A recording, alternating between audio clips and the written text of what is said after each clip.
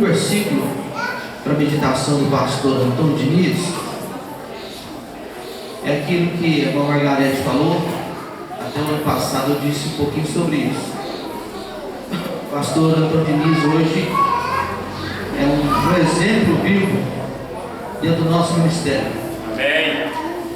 Sempre que alguém nos pergunta de um exemplo, de um homem de Deus, a gente se refere a ele, que foi pastor por muitos anos nessa congregação e não tomou isso como orgulho, mas é humilde para estar como o segundo pastor. Isso é um exemplo para a nossa geração.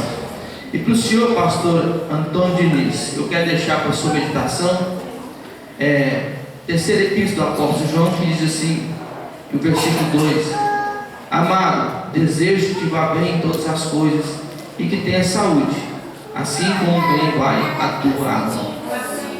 Eu desejo isso para o senhor e para o Coraci, que são exemplos da casa de Deus. E também vou deixar um versículo para a meditação do evangelista Nivaldo e a Maquete, sua esposa. Eu vejo que dois homens, um que trabalhou muito e um jovem que está começando como eu. E eu quero deixar para a sua meditação e para a Maquete Colossenses capítulo 4, versículo 17. E eu vou parafrasear aqui. Paulo, ele escrevendo a recomendação à igreja dos Colossenses, no finalzinho da carta ele cita o nome, que aparece duas vezes no Novo Testamento esse nome. Ele diz assim: e dizei a Arquipo, hoje eu vou parafrasear, e dizei a Nivaldo e a Kevin, atenta para o ministério que recebeste do Senhor, para que o cumpras. Amém.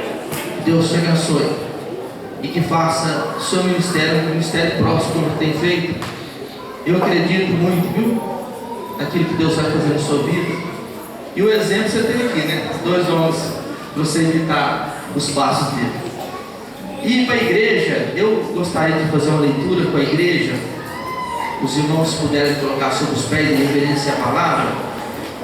Hebreus, no capítulo 11. Hebreus capítulo 11 e versículo 23.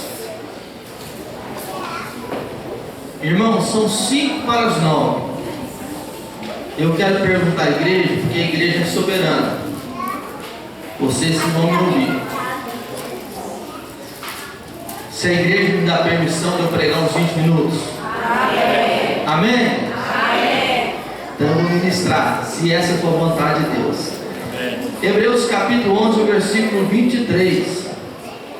Aliás, é 24, irmãos. Hebreus 11, 24 diz assim: pela fé, Moisés, sendo já grande, recusou ser chamado filho da filha de Faraó. Vamos, eu vou falar, os irmãos vão repetir, por favor. Pela fé, Moisés, sendo já grande, recusou ser chamado filho da filha de Faraó. Os irmãos podem tomar assento. Eu fecho seus olhos um minutinho, eu quero fazer uma oração. Deus, estou aqui na tua presença, diante de ti, nesta igreja, que o Senhor me dá hoje mais uma oportunidade, um privilégio, uma responsabilidade de trazer, Senhor, a tua palavra aos corações dos teus filhos. Sou apenas um instrumento do Senhor, e eu te peço, ó Pai, usa-me para a glória do teu nome, em nome de Jesus. Amém. E dizer meu coração, Kelly, minha esposa queria muito estar aqui. Ela tem uns afazeres na sede lá, que às vezes de domingo é muito difícil ela sair. Deus colocar no meu coração hoje à tarde esse texto. Pela fé, Moisés, já sendo grande, recusou ser chamado filho da filha de Faraó. É um texto pequeno, porém com uma dimensão muito grande. E eu convido o Espírito Santo que me ajude a pregar. E eu quero falar rapidamente sobre os benefícios de uma escolha certa.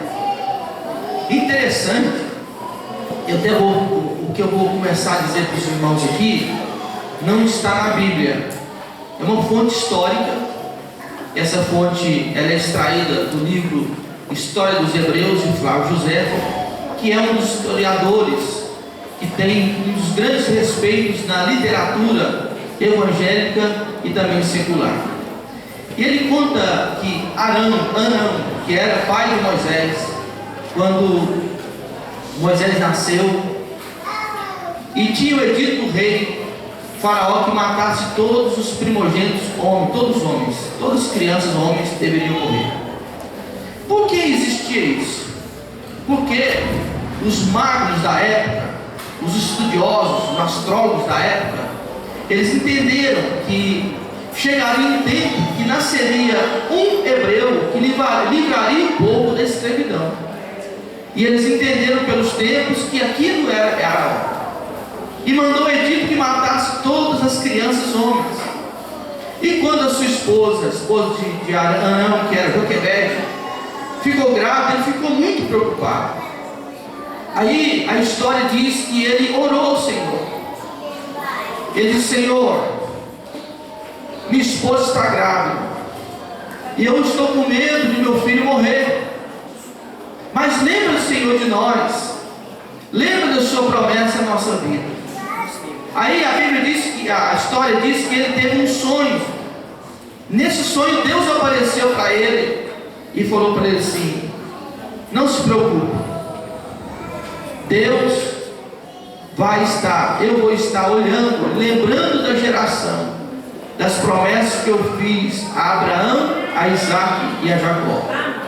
E eu vou cuidar desse menino. E nós sabemos que quando Moisés nasceu, 3 meses depois, a criança já não tinha mais como ficar dentro da casa dos seus pais. Fizeram um cestinho e jogaram ele no Rio Nilo. E lá a filha de Faraó, ela estava se banhando naquele rio. Quando ela viu aquela criança, ela se apaixonou, porque Moisés era muito bonito. E ela se encantou por Moisés. E ela chamou ali uma pessoa para cuidar de Moisés. E a primeira pessoa que Flávio José conta que ela chamou era uma das mulheres egípcias. Quando a criança ela pegou no colo para amamentar, a criança rejeitou. E lá estava a irmã de Moisés, que estava lá, e ela falou assim: eu sei como resolver esse problema, minha senhora. Como? Chama uma das mulheres hebreias. Ela disse: então vai e chama. Ela chamou a mãe e ela tomou em seus braços e cuidou. E Moisés foi instruído em toda a ciência do Egito. Qual era a ciência do Egito? Aritmética, música, medicina. Moisés foi um homem douto na palavra. E Atos dos Apóstolos diz que ele era poderoso em obras e em palavras. E a Bíblia, Flávio José continua ainda dizendo que quando Moisés já era homem formado, os etíopes vieram contra o Egito e derrotaram o exército do Egito. E alguém disse para Faraó: olha, mande Moisés para ser o general de guerra. E ele pediu para a filha dele, Tertúlia, que era o nome da filha, e disse: dá-me permissão para eu colocar Moisés como general de batalha. Ele disse: pode ir. E Moisés, muito inteligente e com a sabedoria de Deus, ele, em vez de atravessar o rio Nilo, passar pelas margens do rio, onde o exército estava ali esperando ele entrou pelo meio do deserto, na mata. Só que naquele lugar existiam muitas serpentes perigosas, venenosas, e falavam até de serpentes voadoras. Moisés, instruído, soltou uma ave chamada Íris, e esta ave foi à frente do exército e pegou as cobras e matou as cobras, e o exército foi e Moisés voltou vitorioso. Isso causou ciúme entre as pessoas e entre os egípcios, e chegou um momento que Moisés teve que fazer uma escolha.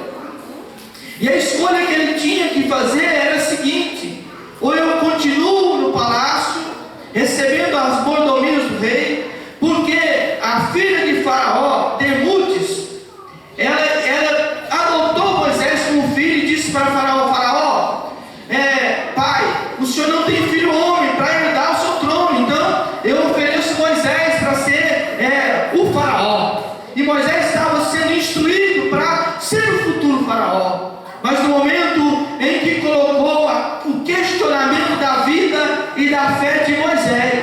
Moisés disse: eu não posso abrir mão do meu compromisso que eu tenho com Deus. E Moisés fez uma escolha.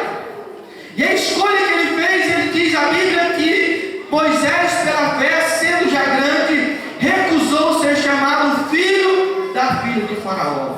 Ele disse: olha, eu vou dispensar todos os benefícios do Egito, eu vou dispensar da minha vida toda a glória dos egípcios, e eu vou sair peregrinando, fugindo da terra, porque eu sei o que Deus tem para a minha vida é bem melhor do que os tesouros do Egito. E essa escolha de Moisés trouxe a ele muitos benefícios que hoje nós lembramos da vida de Moisés. Quando se fala Moisés, se lembra da lei.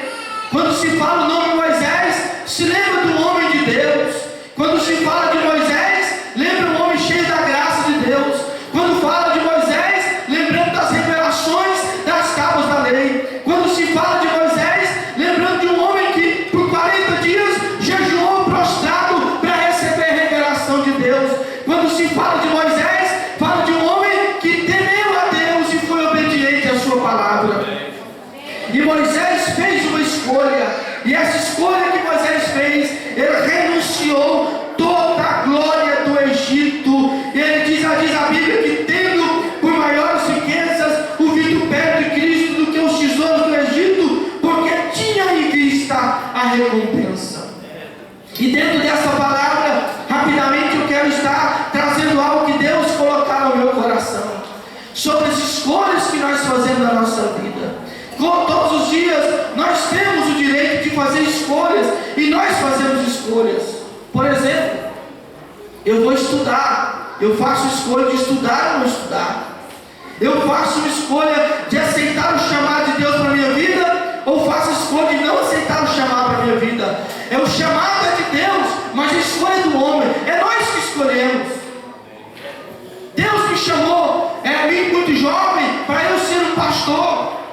Embora isso não estava dentro dos meus planos, quando eu era ainda mais jovem, não era o meu pensamento, mas Deus fez essa escolha para mim. Deus fez esse chamado, e Ele disse: você quer ou você não quer? Você quer isso ou você não quer isso? Então o Espírito Santo foi preparando o meu coração, no momento que eu me rendi aos projetos humanos, aos sonhos humanos, para aceitar os projetos de Deus.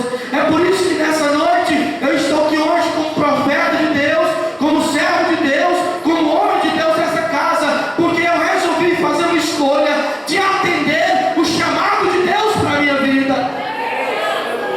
E hoje o Espírito Santo nos traz a refletir hoje sobre as nossas escolhas, daquilo que Deus tem nos chamado para nós fazermos.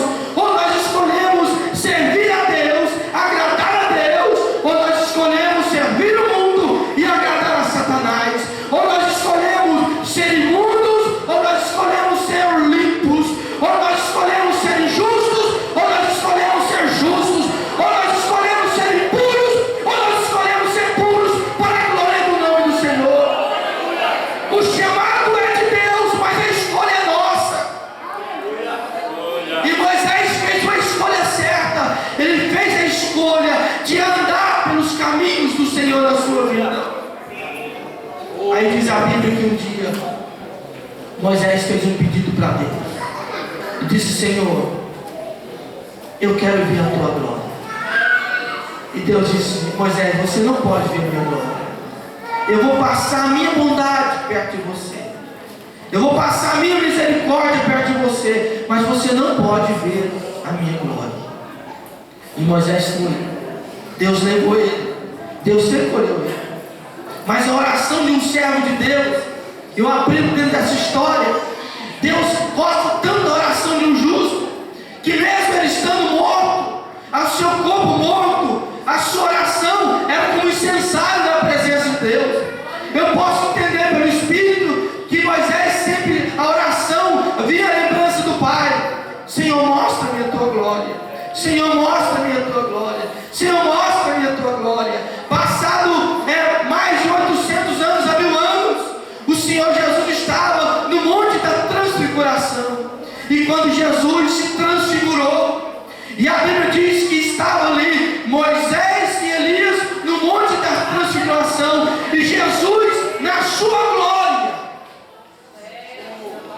de profundidade.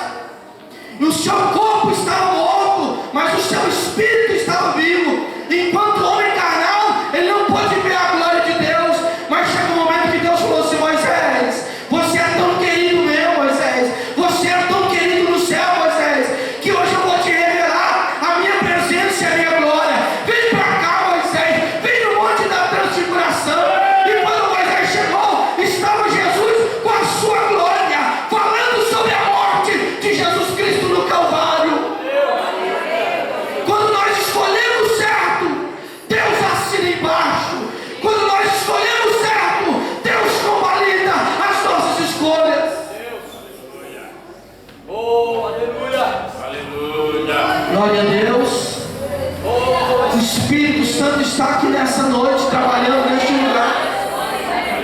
E no livro de Tiago, na carta de Tiago, diz que Elias era um homem sujeito às mesmas paixões que nós. E ele orando por 3 anos e 6 meses, não choveu sobre a terra. E orando outra vez, choveu. Elias fez uma escolha de ser profeta de Deus. Elias fez uma escolha de ter o seu altar diante do Senhor. Elias fez uma escolha de ser um homem consagrado a Deus. E um dia Deus falou para ele assim: vai, Elias, porque hoje eu estou preparando você para uma grande obra. Vai, Elias. E Elias chegou diante de Acabe naquela seca e disse: Acabe, hoje destruiu os altares de Baal. Vai chover, Acabe, segundo a minha palavra, vai chover, Acabe. E Acabe olhou, talvez perplexo, e a Bíblia diz que Acabe saiu montado dos seus cavalos